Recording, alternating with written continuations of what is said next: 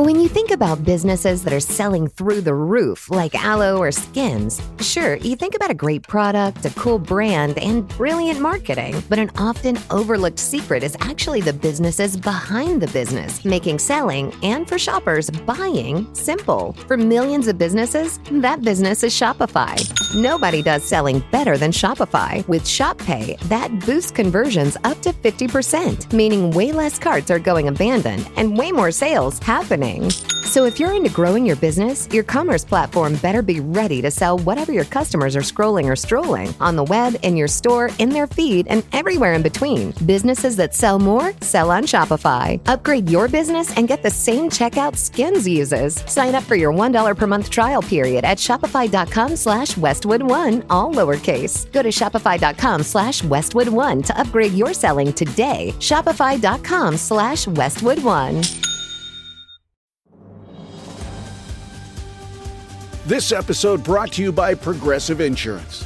Do you ever find yourself playing the budgeting game? Shifting a little money here, a little there, and hoping it all works out? Well, with the Name Your Price tool from Progressive, you can get a better budgeter and potentially lower your insurance bill too. You tell Progressive what you want to pay for car insurance, and they'll help find you options within your budget. Try it today at Progressive.com. Progressive Casualty Insurance Company and Affiliates. Price and coverage match limited by state law. Not available in all states. Bombas makes the most comfortable socks, underwear, and T-shirts. Warning, Bombas are so absurdly comfortable you may throw out all your other clothes. Sorry, do we legally have to say that? No, this is just how I talk, and I really love my Bombas. They do feel that good. And they do good, too. One item purchased equals one item donated. To feel good and do good, go to bombas.com/listen and use code LISTEN for 20% off your first purchase. That's BOMBAS.com/listen and use code LISTEN at checkout.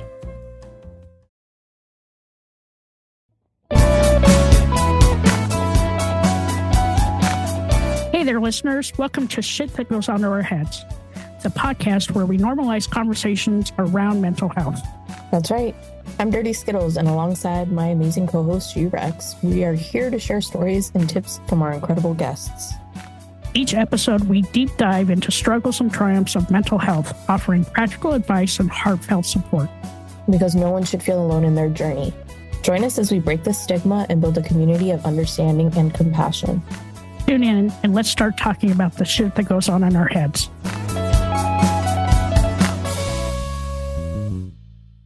3, 2, 1. Welcome back to another episode of Shit That Goes On in Our Heads. I'm Dirty Skittles, and today I'm joined by my amazing co-host, G-Rex. And Yo. I feel like you're like a veteran now to Shit That goes on in Our Heads. We're here with Valerie. Welcome back. Do we need a drum roll? So much for having me again. Oh my gosh. I know. I do feel like a veteran. Seriously, I saw your name and I'm like, oh yay, we get to talk again. I was so excited. I am so excited. And I was thinking, like, when was the last time we recorded? It was almost like, I don't know, 18 months ago or so now. And maybe I think so. But time flies. And I have just been amazed at what you guys have been creating with your show. And I've been following y'all closely. You actually are on my running playlist. Like, I always to listen to your episodes when I'm running a few miles after I drop my youngest off from school. I'm like, oh, let me see what G-Rex and Dirty Skittles has to say. And I just love it. And so I'm so thrilled that I am back on the show to talk more about just really mental health topics. I think this is so important to talk about. And thank you again. Yeah. So what's changed? How's life since we've last spoken with you? Life's been good. We've been doing a lot. I've been writing still. It takes a long time to write a book, I'll say. G-Rex knows, right? I'm all over that. Yep.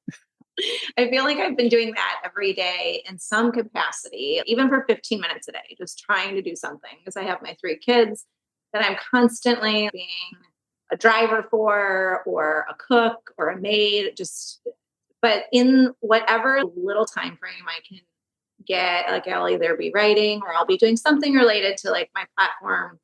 the Two Mamas to Love platform and just trying to spread mental health awareness, as well as just knowing that it's okay to not be perfect. I think that's something we all need to hear, not just as moms, but for everyone.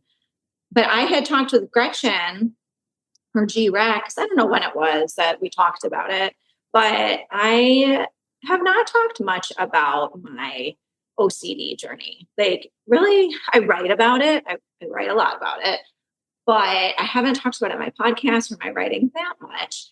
And I feel called to kind of talk more about that. And I was like, this may be a good topic to talk about with you guys, because I think it's something that, we know about, but I feel like more people need to learn more about what is OCD and just kind of, I don't know. I actually don't have words yet for what I want to say, but just like bringing awareness to the topic. Yeah, I have tons of questions. Actually, this is something that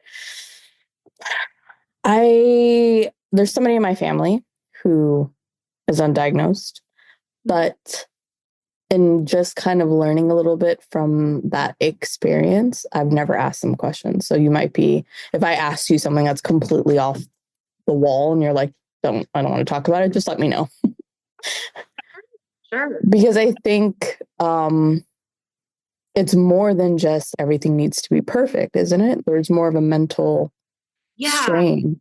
There's, there's more to it than that. And it's Andrew Huberman, and I don't remember his episode. I listened to a few years ago about the differences between the personality, like an OCD personality and an OCD diagnosis. And I've never been diagnosed with OCD, but I do know that I likely have it. It was because of what I've experienced before.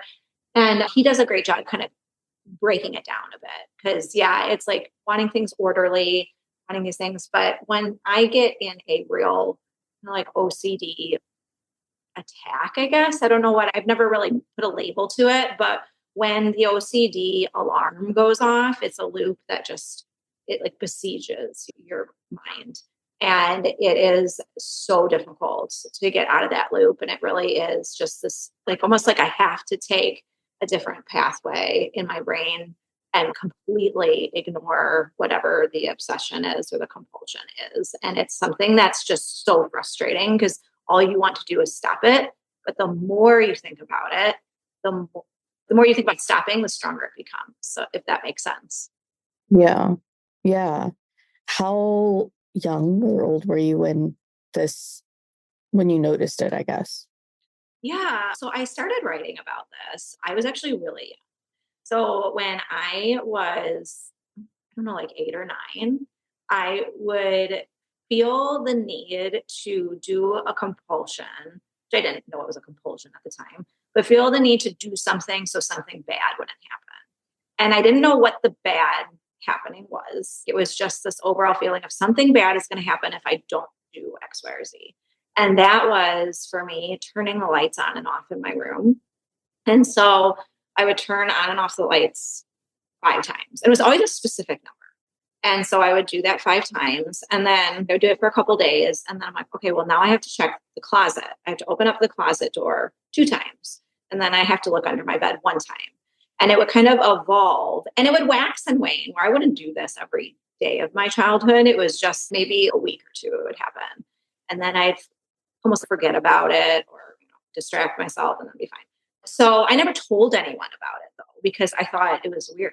And like, I didn't really want to say anything. So I'm like, that just seems kind of odd, but I feel like I need to do this, because if I don't do it, then something bad's going to happen.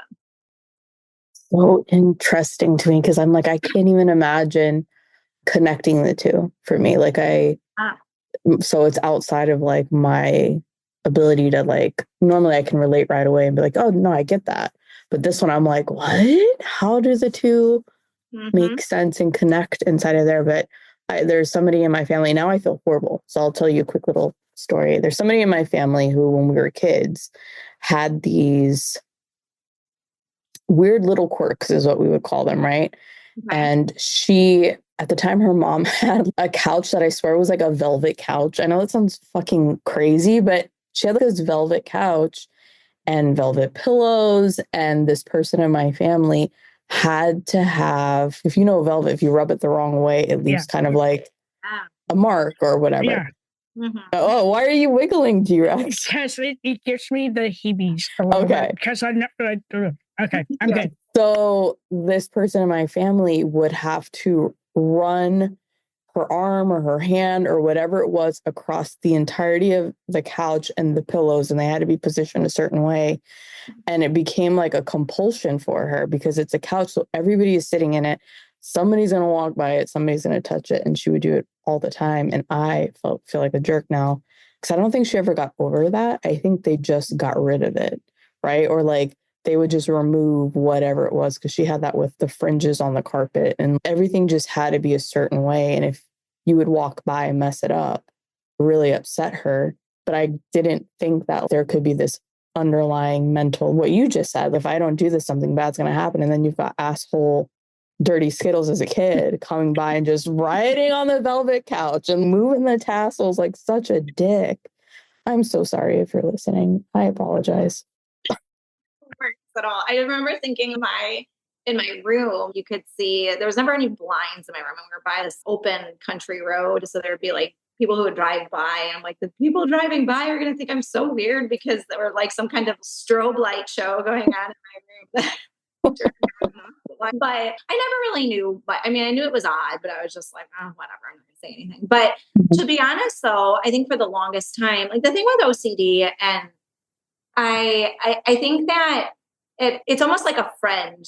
I don't know if I'd say friend, that sounds, but it's this a part of me that I enjoy as well, I guess I should say, where I am motivated to do a lot of things because of my OCD, where when the OCD is not overtaking my life, I can get a lot of stuff done, more so than I would say kind of the average person, which makes me feel, oh, the OCD can help me. It can be this thing that can help. But then sometimes that'll flip and then it's almost like you're a slave to your own thoughts, if that makes sense. And I know I'm not very eloquent with it, but I feel like this is something that we need to talk about to get out in the open. So I appreciate you guys giving me space. This is like the first time I've ever actually talked about it. I've written about it. If I was going to talk to anyone about it, I wanted it to be you guys. Okay, so I have a question. So now, you're into your adult life, you have OCD. How do you calm your brain? Because with OCD, you are on all the time, right? And with me, so I have adult onset ADHD. I have the attention span of a 2-year-old on crack. I really do. But I want to know how you, as an adult, deal with your OCD. I think that's a great question. So honestly, I think it waxes and wanes. So I think that, and also it was different as an adult when I was pregnant and postpartum, and as an adult when I wasn't in that stage. But I would say for the longest time, I felt shame, I guess would be the right word, for sometimes not feeling. So a lot of times, like, my mind, my OCD as an adult would go to worst case scenario. It wasn't like something bad would happen as a child. That's what I would think. But as an adult, it was like worst case scenario is going to happen. I was anxiety girl. There's this drawing out there on the internet that says anxiety girl, able to jump to the worst case scenario in a single bound. That is me.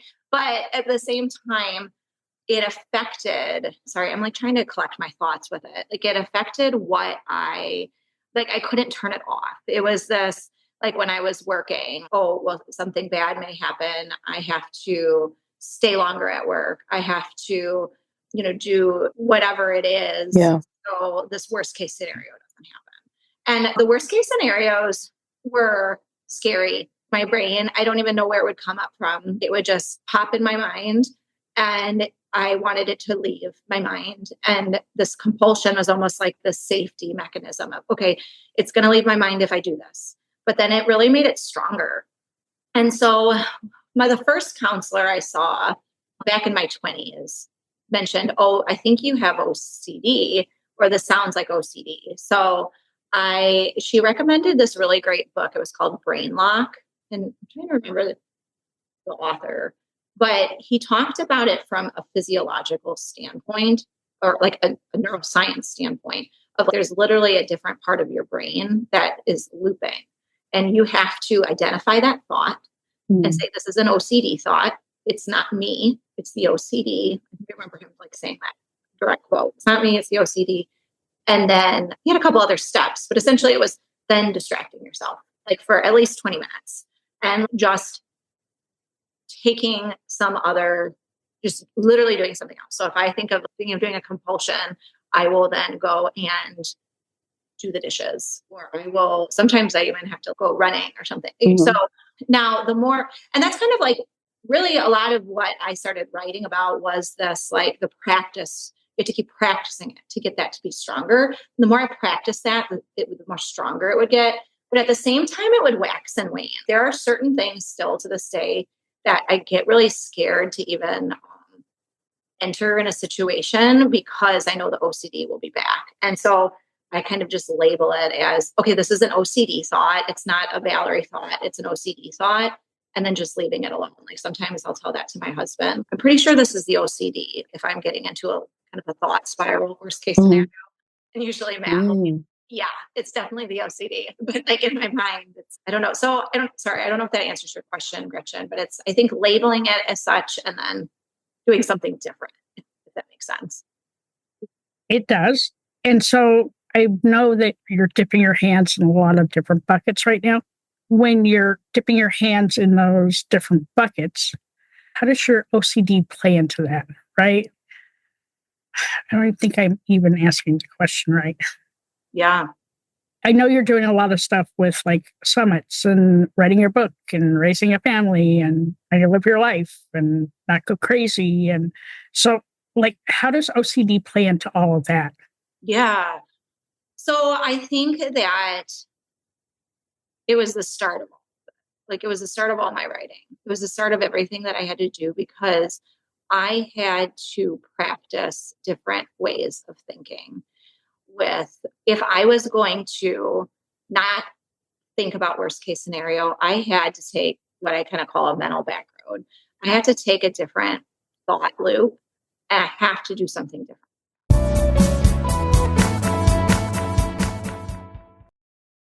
These days, work is in trouble. We've outsourced most of our manufacturing to other countries.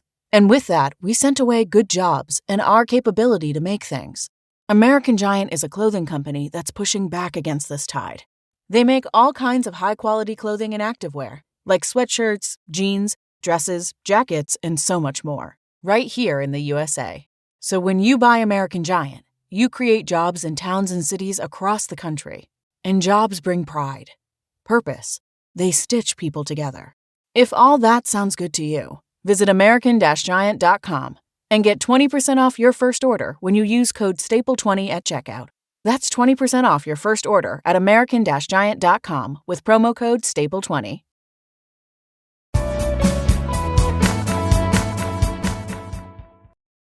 I realized with time that I could do that with other aspects of my life.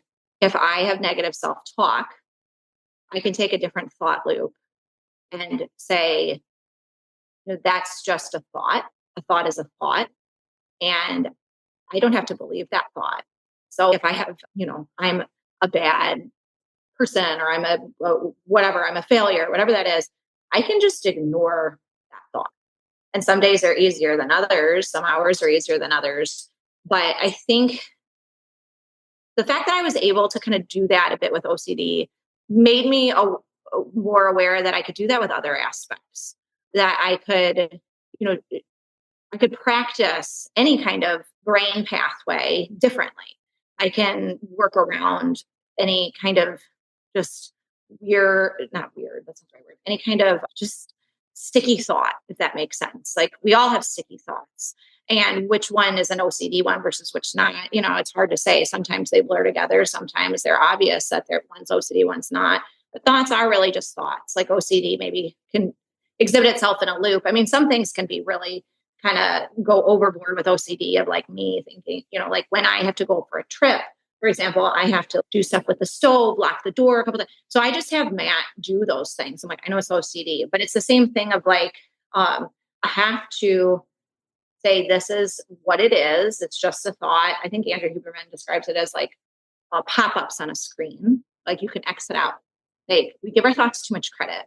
So I think in answer to your question, that's what started everything, where I think it was this, I felt like a failure. Like I felt very kind of less than, because like I had all these like, I don't know if it wasn't crazy thoughts, but it was just like constant onslaught of thoughts that like, it just, if I was able to conquer that, I could do other things. I could help other people. So I wanted to write about it. And like when I focused a lot of my platform on moms, and that's mostly because I think that's when I really started to understand that I needed to do something different with my thoughts, because if I don't, then I'm going to be passing it on to the next generation. And then, how do the way I appear in my head versus the way I am on the outside is different.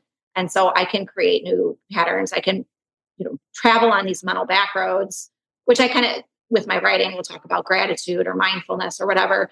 Those are really, like, a lot of them are just distractions of a negative thought. But over time, you can build different pathways, and those can be stronger, and those can be highways. So that's what I would say to that, if that makes sense. Oh yeah, 100%. Yeah. I have a question. You mentioned you can get stuck in a loop. Mm-hmm. Is it just, well, not just, but are those loops what's going on inside your brain? Like the thought is the loop? It's a sensation. And like, I think that I've really tried to educate myself a bit more, at least with my own OCD. Like I can't speak for other people's, but I know for me, it's the sensation. It's that fight or flight. It's like a fight or flight bomb goes off in my head.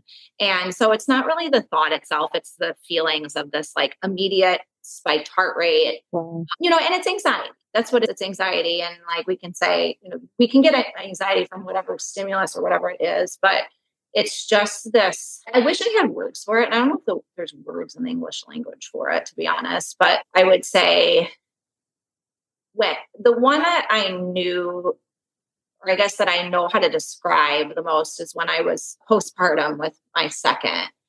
I was so scared that something bad was going to happen because we had the NICU experience with my first. And I was convinced that something was wrong. And I had doctors that weren't, obviously we had some amazing providers. There were other providers that did not have the best bedside manner. And that's a topic for another discussion. But I was convinced that the doctors were missing something. So I would go, I couldn't stop going to doctors or to other healthcare providers. Like there's something wrong and you are missing it. And the doctors or the healthcare providers would be like, I don't know why you're so worried. Everything's fine. I don't know why. There was a lot of that, but it was just this sticky thought I couldn't get out of. So I don't know if that makes sense. Yeah, no, it does. I think for somebody like me who doesn't know much about it and like just basically basing everything I know off of it from what I've seen on TV or in movies and stuff, it's usually, what you see. It's what you can see, I guess. That's literally the point. These are the things I can see that I, know to be OCD. But the mental side of it, you don't see that. And I'm learning that there's more to it than just the physicality of however it presents, right? I can't imagine, especially as a mom, anybody telling me that my thought or what I believe is not true, right? I can only imagine how difficult that must have been to get out of that and because you're identifying it, this is an OCD thought. I can't even, that blows my mind just to think about the turmoil of that, Yeah, thank you. Yeah, it's been a process to kind of understand and to understand that I know that Brain Locked did such a great job of giving the reader grace because there's so much shame wrapped up in a lot of the thoughts. And it's like, why can't I stop thinking? Or why can't my brain stop?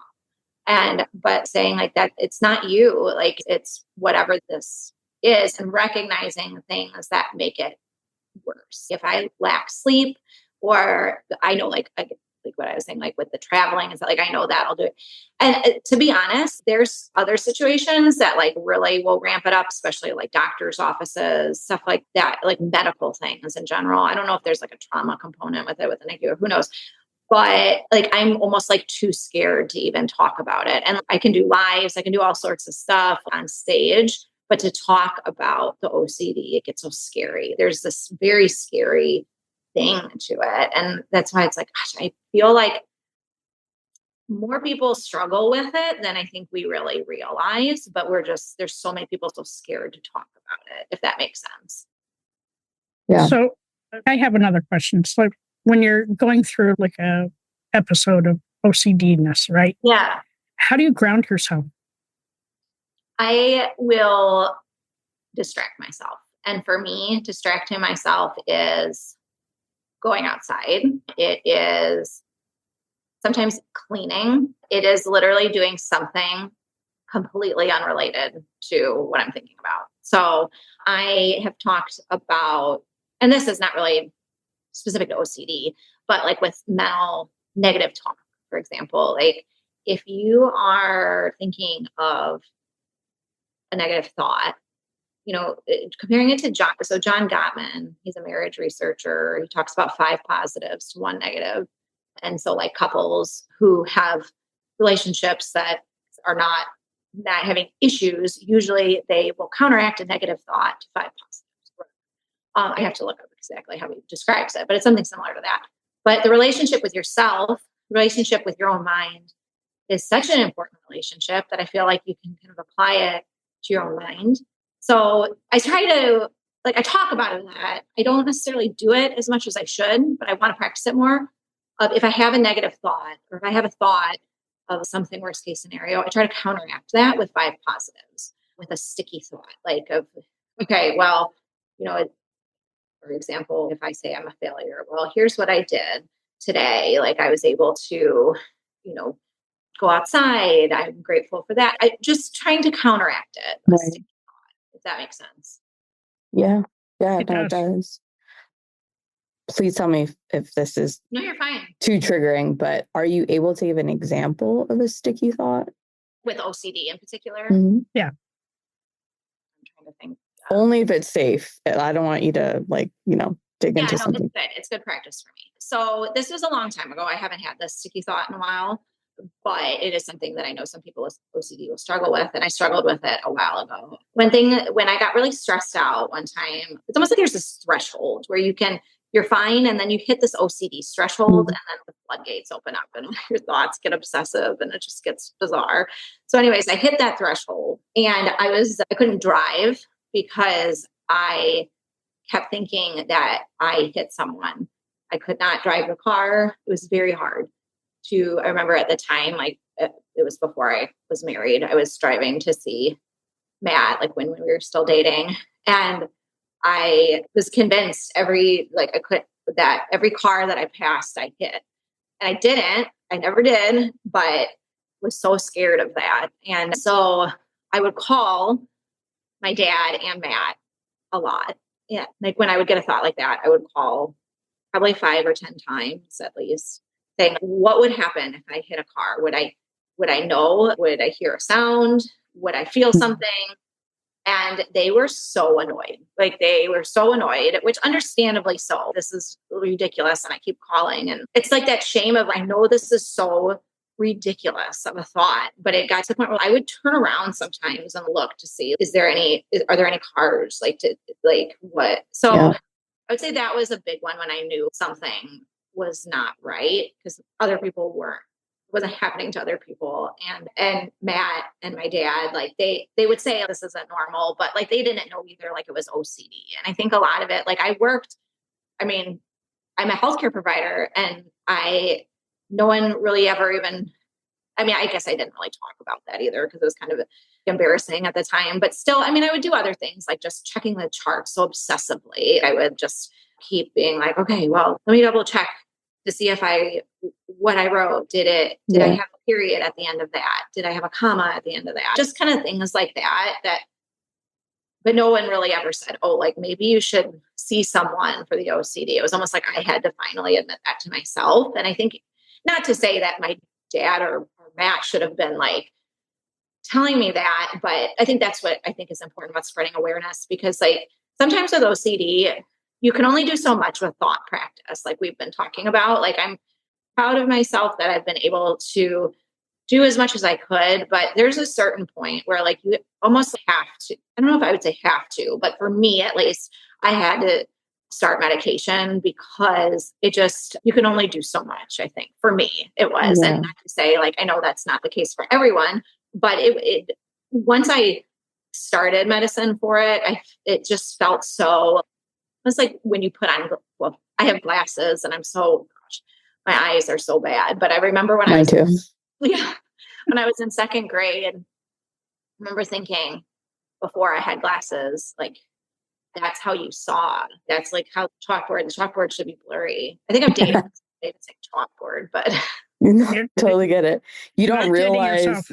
Yeah, I'm like, you don't realize how crisp and clean everything is until you get glasses, and then you're like, oh, this is what y'all were seeing this whole time. Yes. I mean, that's really so much of how I felt after like I started on medicine. I was like, this is how people think, or not even think, but this is how you can live life. Like you don't have to be a slave to your thoughts. Like, not that it was perfect by any means, but like it took that edge off. And I really think like I don't like to say, this is hard. I don't like to say the word suffering because that's not what I was doing, but I almost feel like other people can suffer from these thoughts. And if I can raise awareness for someone to say, you know, if you're experiencing something like that, talk to your healthcare provider to see maybe it is OCD or there's things that you can do that are particular. I remember one therapist, he had great intentions, but he almost made the OCD worse because talk therapy wasn't really helping. It was making it worse when we kept talking and talking about the obsession, as opposed to just saying, oh, we need to label this as an OCD thought and move on and distract ourselves. Because that's really what was the coping of it all. Right. Yeah. Yeah. Mm-hmm. Yeah, that totally makes sense. So you mentioned take the medication for it and it takes the edge off. Yeah.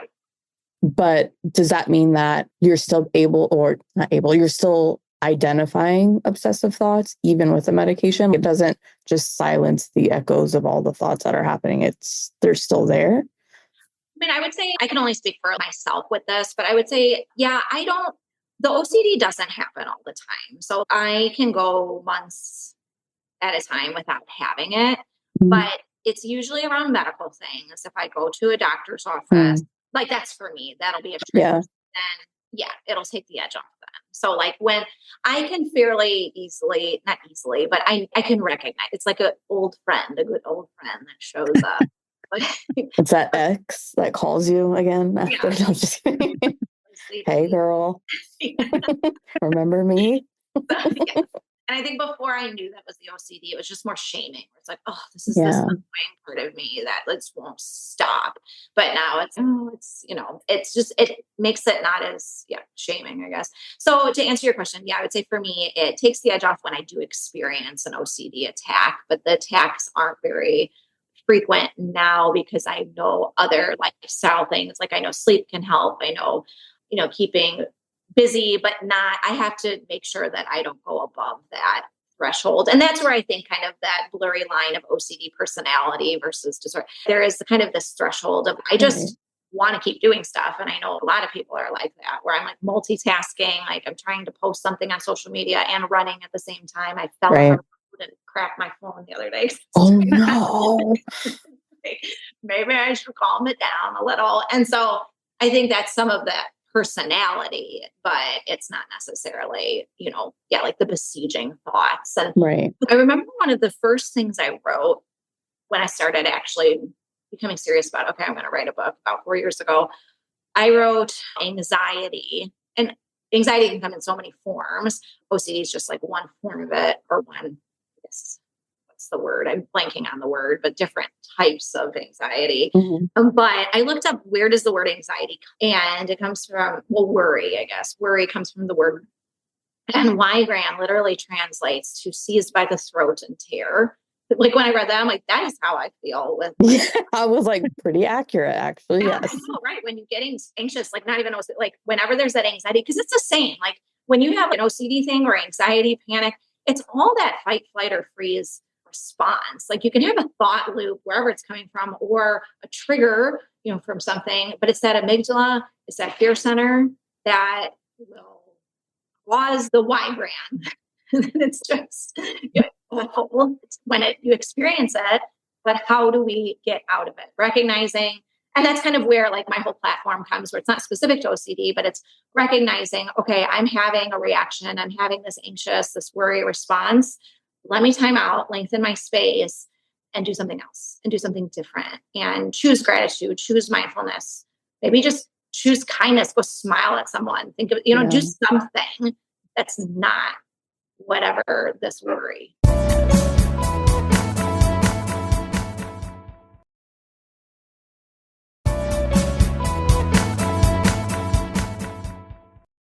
See, I have to say this.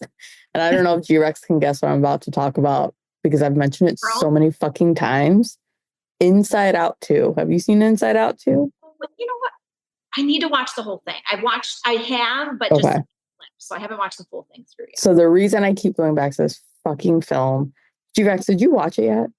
No, I watched it this damn weekend. it. I'll watch it tonight. You need to. Okay, so the reason why I keep going back to this film is I took my son to the theater to watch it. And for our listeners, you should go back and listen to the last couple of seasons. And anytime I talk about this, take a shot.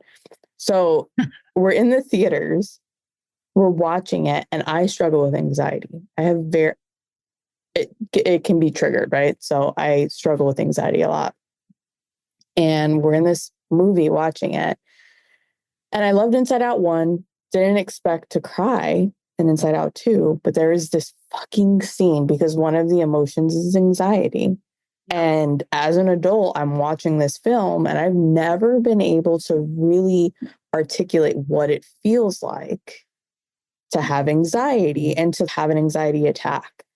And this film fucking nailed it so good at the end of the movie with anxiety. And I'll describe it for anybody who hasn't seen it. And I know, G-Rex might not watch it tonight, but anxiety, long and short, basically has caused a storm, a tornado to happen because of all the things that she kept trying to do to get to be on this team, right? Like she is fucking, it's a storm. It's a literal tornado and it's windy and it's quiet. And Joy is trying to get into the tornado to fucking stop anxiety.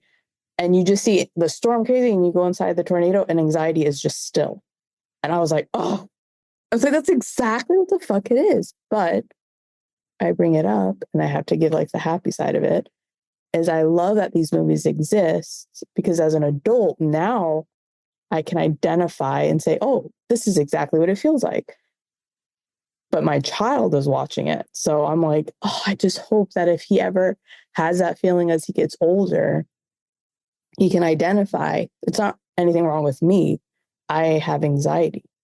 Yeah. And I fucking cannot wait for that. I mean, I don't want it to happen, but the fact that we're educating children nowadays to know what these emotions are and that there's nothing wrong with you. 100%. I love that. So sorry. 100%, because I can tell you when I was going to school, we didn't talk about this. Okay. We didn't talk about emotions. We talked about emotional intelligence. We didn't talk about anything. Right. Right. And I think that if I'd had that education, maybe, when, Christmas Day 2022 rolled around, that I might have been able to handle things a little bit better than I did. I mean, I'm thankful for what I did do, but I didn't like all the feelings that went into that. Yeah. Absolutely. I think that and I guess is that Pixar that does. Yeah. I swear, whoever's on the writing team for those, right. They are geniuses. Like with Disney, like I'm just thinking of some other shows as you mentioned that, like with Frozen, with Elsa and the snow. When she says Anna's in the background saying we can fix this together, quieter, and she has snow storms, a tornado. And then she's just not even listening.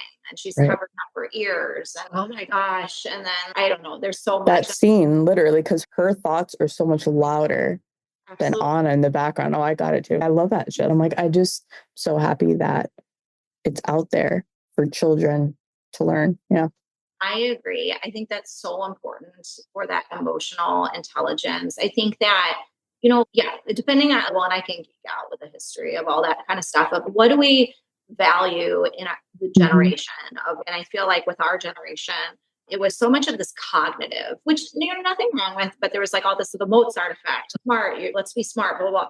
And now it's refreshing to see that it's okay, then just being, there's more than just like the cognitive aspect. There's emotions. There's all these other things that can play into our well-being. And so much of the time, like if you don't feel safe, and I don't feel safe when there's a tornado, like I just don't.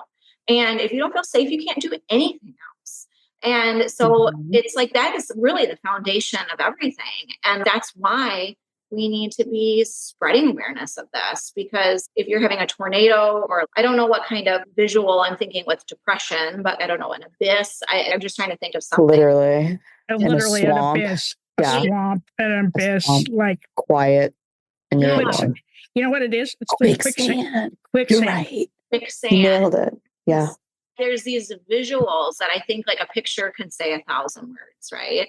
And like when anger, like with Moana, and like how there's that, whatever, I don't remember her name, but like the one who got her heart stolen. The Heart of Tafiti. Yes. And then I had to say it. Yeah. But she says something that this has been my most like, I don't know, I've been thinking about recently, of like, she's like coming at Moana, like all pissed. Angry. Yeah. And Moana says they've stolen the heart inside you. Yeah. Does not have to define you. And I'm like, I know.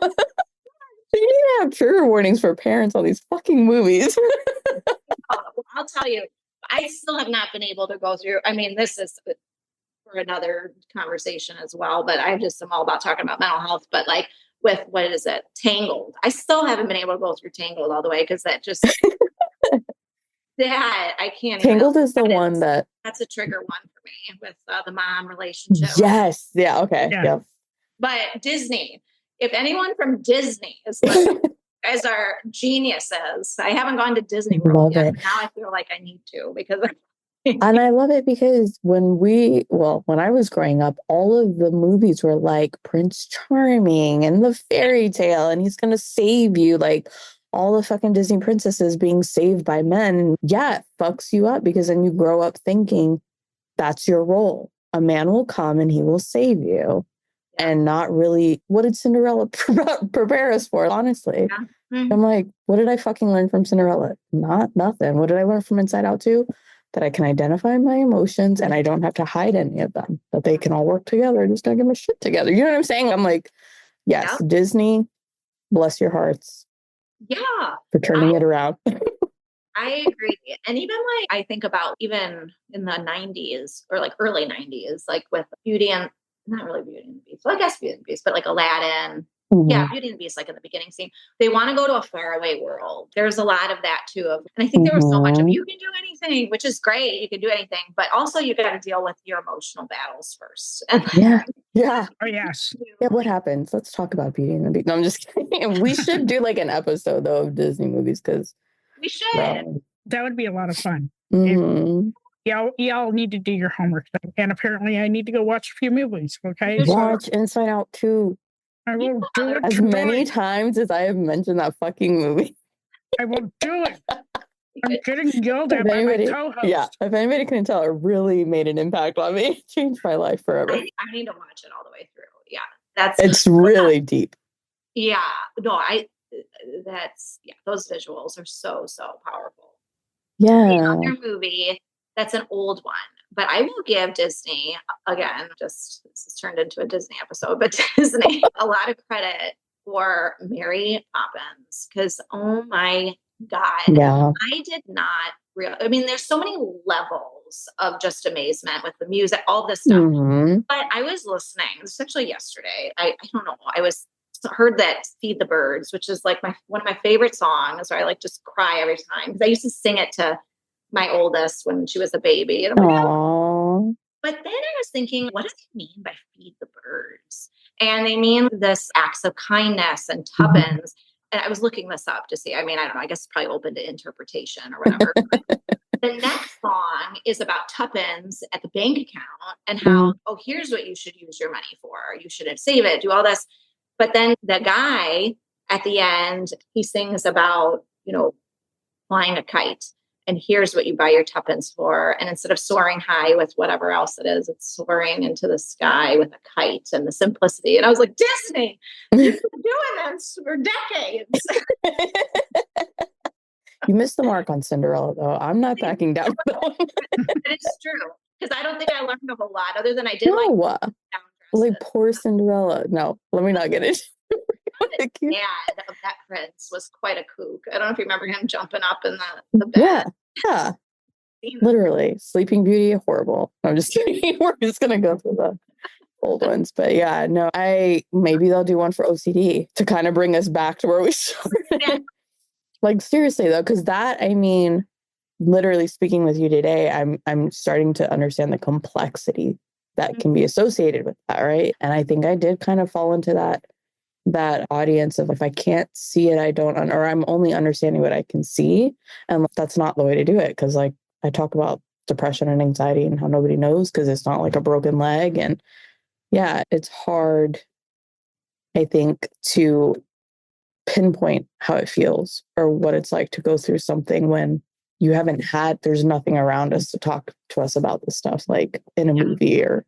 Absolutely. I think there's not much, and there's not many, you can say depressed, you can say anxious, you could say worried, but there's not many words out there. There's not like a gauge of like how depressed versus how worried versus what kind of worried. Like there's just not, and maybe someday there will be more, but it's almost, and I do feel like the Bezel van der Kolk with the Body Keeps score, that mentioned something about drawing.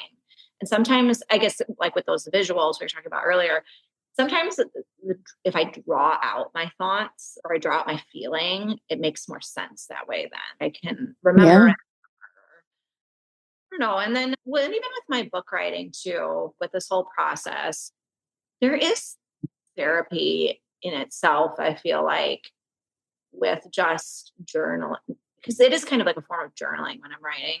But what I do sometimes, and maybe I'll do this with you guys too, I will put in, so I'll write about the NICU, for example, and about the OCD, but then I'll put in a nurse doing a conversation or a doctor putting a conversation, but I change the name and I put the name to someone that I look up to, someone that has comforted me. And my brain is almost tricked because I can put in a different name. I can put in a NICU nurse that I talk to on the podcast that I love what she's doing. She wasn't my nurse, but in my book, she's my nurse. And then I'm able to then reprogram a thought differently, and that in itself has been so therapeutic. Really interesting. Yeah. Like it was just this kind of, and so now that I'm like going through and editing my book, I'm like, who else can I put names in? So if you guys are in there, put a G-Rex, Dirty Skittles. Dirty Skittles. Hey, whatever. I picked up some Skittles. Skittles, right. Yeah. Something like that. And then there was Skittles on the floor. No. And then they were freeze-dried Skittles by the time she got to them. Dry freeze. Oh.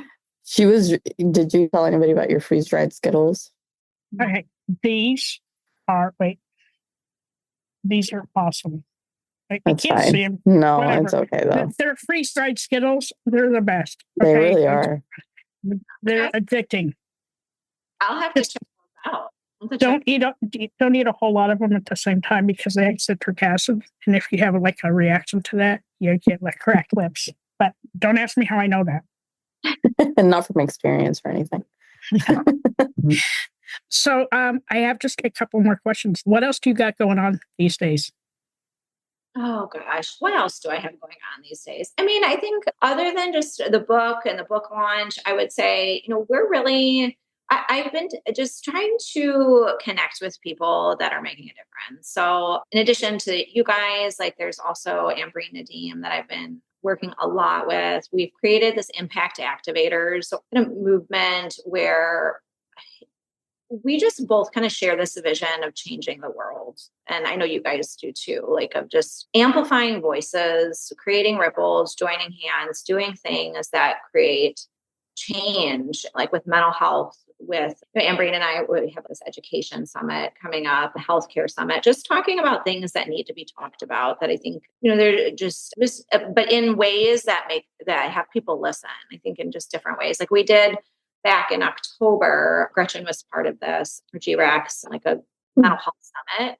So we had, it was almost like 48 hours of talk for every 30 minutes. We had someone from around the globe talking about some mental health topic, just to show our listeners that we're more alike than different. Like we all share the same goals. And so that was super cool. I really enjoyed doing that. I enjoyed like talking with, Ambreen's in Saudi Arabia, and then Andrea was our other co-leader, and she was in Singapore. So just seeing like the sunset in one place, sunrise in the other, and we're all talking about the same thing, and we're all coming together, which is so cool. So doing that, and then just a variety of other things, just trying to lift each other up however we can. So I'd say that's what I have going on. And then in addition to my chasing my 3 kids around, which I have found that, I try to, it's been really enjoyable with the people that I've met, and also trying to figure out how, because I don't have enough hours in the day to do everything I want to do. I have so many ideas, but like when I focus, like the thing is that like the people, I kind of curate my feed, I guess, if that makes sense, where I try to surround myself with people that are empowering, that are giving like positive information and positive things that I can then take about my day. So what I've been doing is I'll walk with the kids to school every day and be mindful for 15 minutes. Like I'll put my phone away. Like I'm trying to still be intentional, and not just, I don't know. I think there's so much of this like consuming with social media, but if I can learn with social media, I can curate my feed, then just trying to do these little things here and there, because I don't know, our time is like only so many hours in the day I can do things. So I'm trying to at least do what I can. But some days are easier than others, and also giving myself that grace too, that I also need to relax too. Yeah. Well, thank you. I mean, I appreciate you sharing this with us, and I can't wait to hear more about your book and how you're finding your way through that and describing it and sharing it with everybody. And thank you so much. And thank you for teaching me about OCD, because like Dirty Skittles, I don't know a lot about it, but now I want to go out and learn more.